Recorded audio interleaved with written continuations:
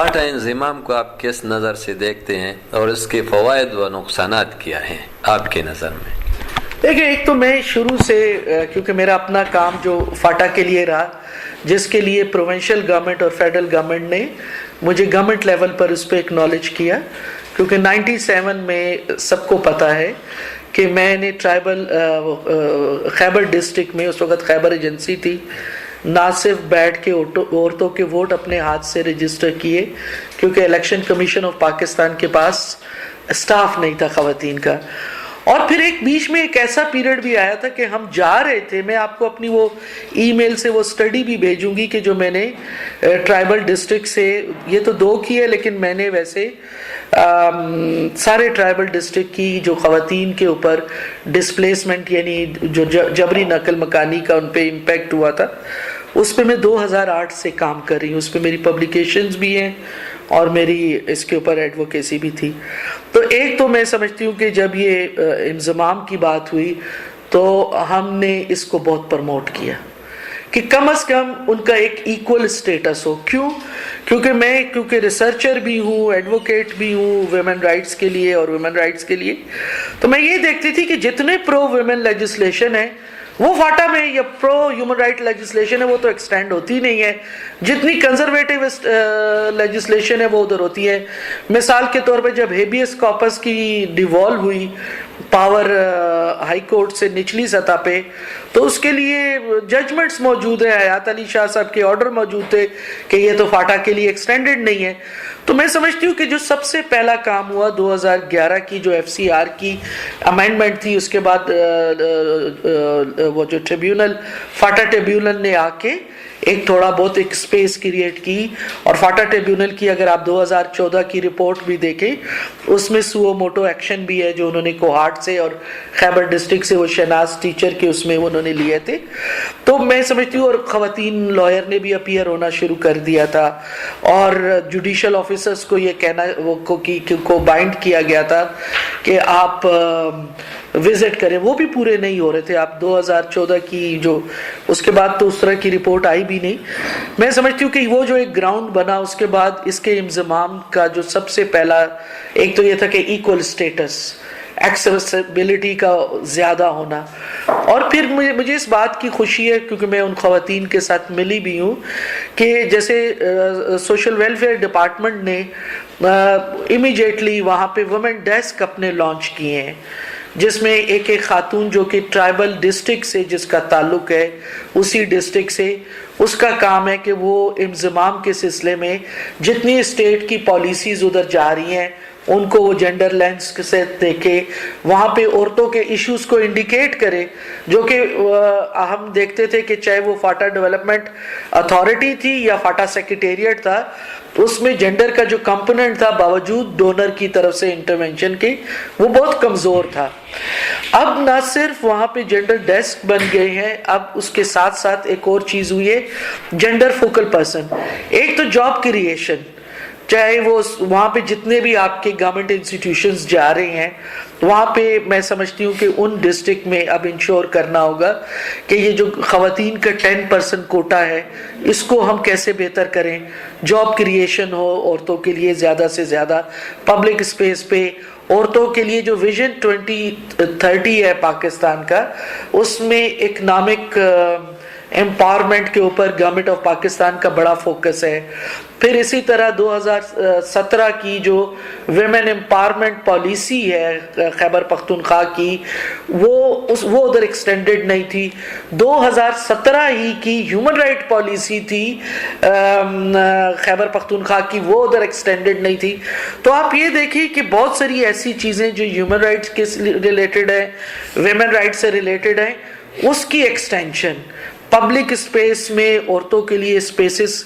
Create ہونا۔ اب دیکھیں مجھے بہت خوشی ہے کہ خیبر ڈسٹرکٹ سے جو ایم پی اے آئی ہے وہ ایک بہت اچھا قدم ہے، اور مجھے اس بات کی بھی خوشی ہے کہ یہ جو عورتوں کا 5% کوٹا تھا ڈائریکٹ سیٹ پہ، اور ٹرائبل ڈسٹرکٹ کی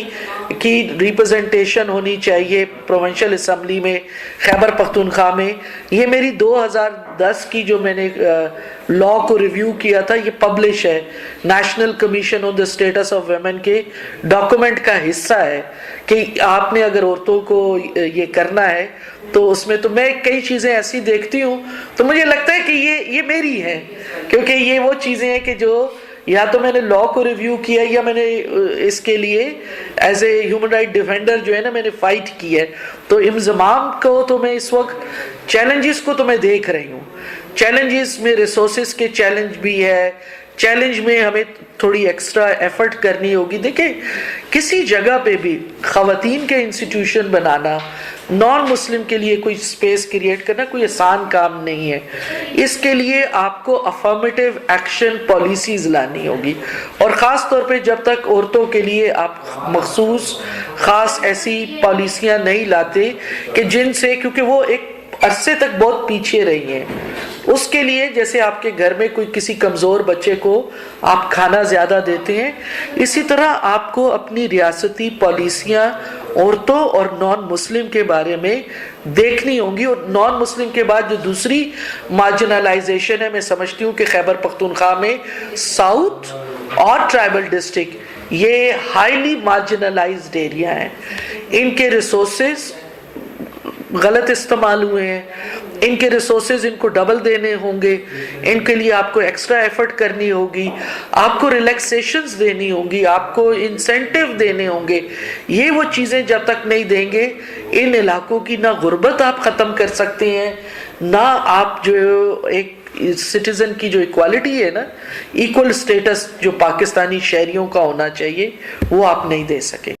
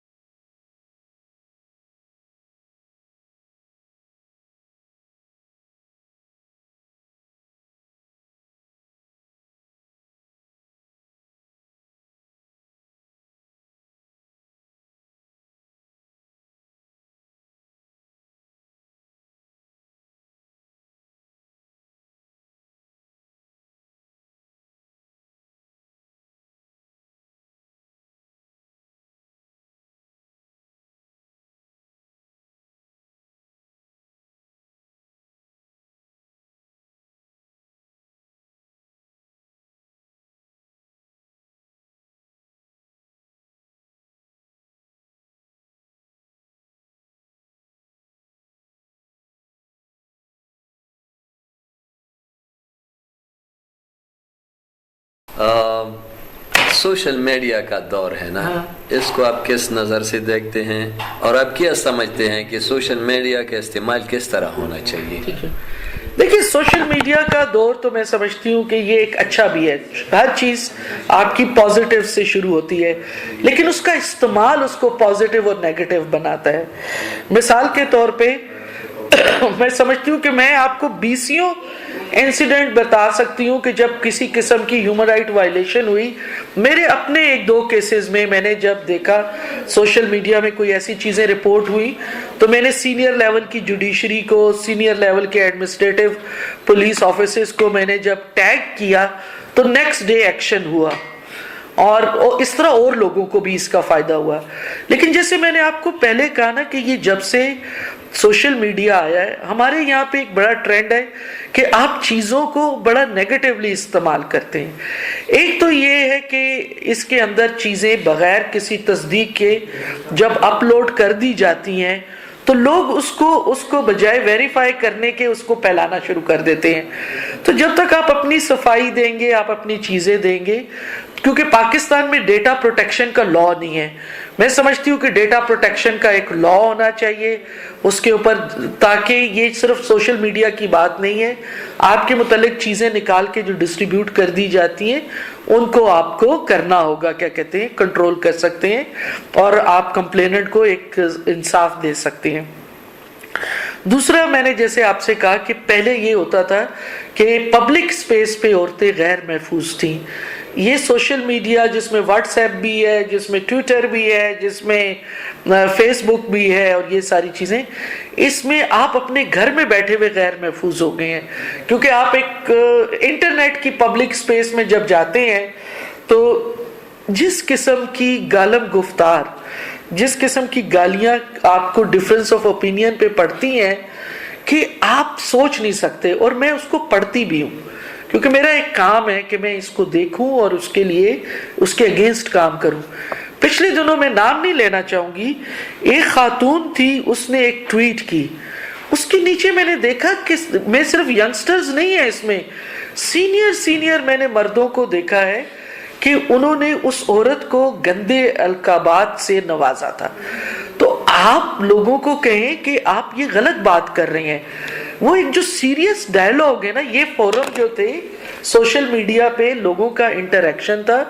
کہ آپ ایک سیریس ڈائلاگ بھی کریں، آپ لوگوں کو جانیں. اس کا ایک امپیکٹ ہوا کہ آپ گھر میں بیٹھے ہوئے لوگوں سے تو دور ہو گئے، دوسرے انسیکیور ہو گئے کہ آپ نے اگر اپنی کوئی اوپینین دی ہے اور اگلے کے پاس آپ کے لیے کوئی آرگومنٹ نہیں ہے، آپ اس آرگومنٹ میں تو آئے نہیں، آپ نے ایک ابیوزیو لینگویج استعمال کرنی چاہیے، بلیک میلنگ شروع کر دی کہ تم یہ فلاں چیز کرو تو ورنہ میں تمہارے اس پہ فیس بک کے اوپر یا تمہاری فلانی جگہ پہ یا یوٹیوب میں نے تمہاری وہ کر دینی ہے، انفارمیشن لیک کر دینی ہے. دیکھیں ہمارے یہاں پہ جو ہراسمنٹ کے بھی کئی ایسے کیسز آئے، ان میں سے ہم نے دیکھا کہ اس میں بھی ایک ڈومیننٹ فیکٹر جو ہے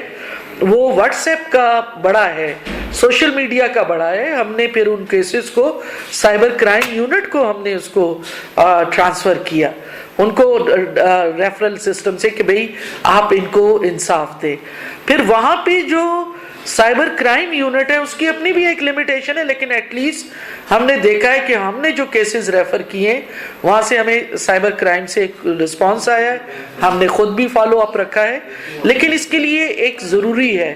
کہ اس میں مزید فلٹر لگانے کی ضرورت ہے. کیونکہ دیکھیں ایک عام جو لوگ ٹرینڈ ہیں ان کو تو پتہ ہے، لیکن ایک عام لڑکی یا ایک عام عورت اس کو سیکیورٹی چیکس کا نہیں پتا، ان کو نہیں پتا کہ ان کی تصویریں اٹھا کے ان کی لڑکیوں کی جو ڈی پی ہیں وہ لڑکیوں کے فیس بک اکاؤنٹ بنائے جا رہے ہیں. مطلب میں ایک سینئر پوزیشن پہ ہوں اور میرا فیس بک کوئی میری پرسنل لائف کے لیے نہیں ہے، وہ بیسکلی انفارمیشن کے لیے، اویئرنیس کے لیے. اس میں ایک بڑی تعداد میں جو ہے وہ مرد ایسے آئے کہ وہ عورتوں کے فیس لگا کے، بھئی آپ مرد کے طور پہ بھی آ سکتے ہیں، آپ کو معلومات چاہیے، دس از پبلک انفارمیشن فورم کہ جو باقاعدہ ایک آفیشلی بنایا گیا ہے، آپ اس کے اندر اپنی آئیڈینٹی کے ساتھ آئیں اور سوال کریں. یہ جو فیک آئیڈینٹیز ہیں اس نے بھی بڑا مسئلہ پیدا کیا ہے ہمارے یہاں پہ. بڑی تعداد میں فیک آئیڈینٹیز جو ہیں وہ بھی ایک طرح سے ہراسمنٹ بھی کریٹ کرتی ہیں، بلیک میلنگ بھی ہوتی ہے، اور اسپیشلی جو لڑکیاں یونیورسٹی میں اور ان جگہوں پہ ہیں وہاں پہ ان کے لیے پبلک ہراسمنٹ کا ایک بہت بڑا ایشو ہے.